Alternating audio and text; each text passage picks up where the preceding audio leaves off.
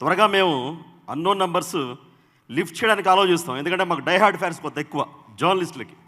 ఎలా అంటే ఫోన్ చేసి పొలిటీషియన్కి సంబంధించిన ఫ్యాన్స్ వీళ్ళందరూ కూడా, నీ అంతు చూస్తావా, మా ఎమ్మెల్యే గురించి మాట్లాడతావా, నీ సంగతి తేలుస్తావు, మా మినిస్టర్ గారు అవినీతిని బయటికి తీస్తావా, ఇలా మాట్లాడుతూ ఉంటారు.